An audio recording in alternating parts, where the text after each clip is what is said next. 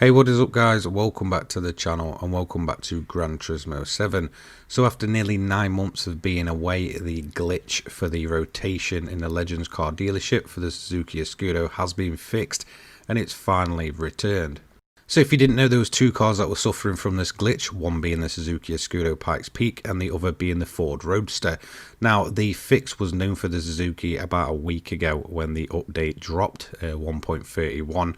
However, there's not currently known if there is a fix for the Ford Roadster just yet. If that does change, I will update you. So it's finally returned today after around about 9 months away on the 6th of April for 1.7 million, which is actually a rather quite cheap price for what's probably the most useful car in the entirety of Gran Turismo 7. Now, one thing to note about the car with the latest update is the fact that it's lost around about 70 performance points from its original performance point value. So the last time it was in, it was around about 70 performance points more. It has dropped some, and that is just mainly due to the latest update. So because of that, I'll actually be re-reviewing this car today to see if it still holds up in its standard form.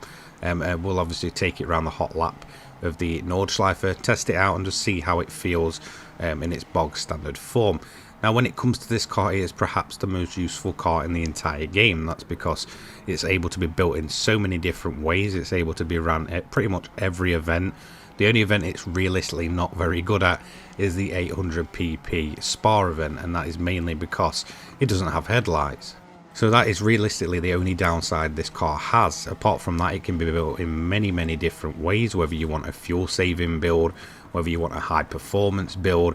It can run at Tokyo, it can run at 700 pp at Le Mans, it can still run at the 800 pp at Sardinia and such. Like I said, the only real event it can't run at is that Spa event. Overall, this is just one of the most legendary cars in Gran Turismo history, and it's great to see it finally return to GT7. I believe it was around about 9 months that it was away, and Polyphony never really gave us a word on what actually happened to it. The only update we got was actually through Nenkai himself, who basically just turned around and said there was a big glitch with this and the Ford Roadster, and then obviously he had the welcome return, welcome information of it returning with the latest update. So it does seem like they got this one sorted. The Ford Roadster, it's unknown actually what they're going to be doing with that car or whether it will return. Hopefully if they fix one, they should realistically fix the other.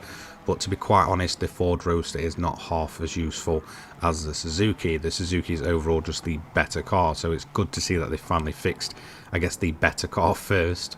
The price point is definitely a big thing for this car. 1.7 million, that's literally nothing. You can earn that within an hour, and in all honesty, you'll quite easily earn that money back. Off this car alone, I've probably made around about 50 million in game, and that's just running it periodically.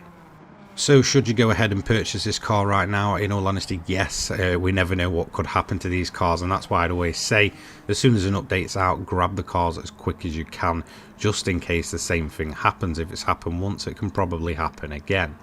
So with it coming back today, I thought I may as well just do a bit of a celebration day.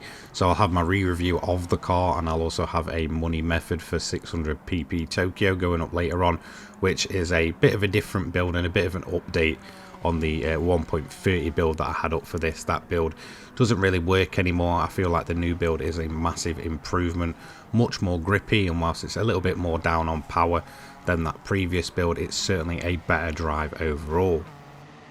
So that's going to be it for this video. Just thought I'd update you all on the Suzuki returning. It has returned on the day that we predicted originally, which was the 6th of April. So massive shout out to Nenkai for getting that information out there. Basically as soon as the update dropped. I'll have my re-review on it. I'll have my updated 600 build on it later on. I'll be basically looking into doing different builds for this car, whether it's a speed build, fuel build and all that good stuff over the next coming weeks. Now most people should be able to get their hands on it. Obviously I know this car's been away for the longest time, so I definitely recommend if you didn't get it the first time, go and pick one up as soon as possible. So that's going to be it. Don't forget to like, comment, subscribe, turn your notifications on so you don't miss an upload from me. I upload GT7 and motorsport content each and every day for your viewing pleasure. I'll have my Discord, my Twitter and my donation link down in the description down below, and I will see you all later on. Have a great day guys. Peace.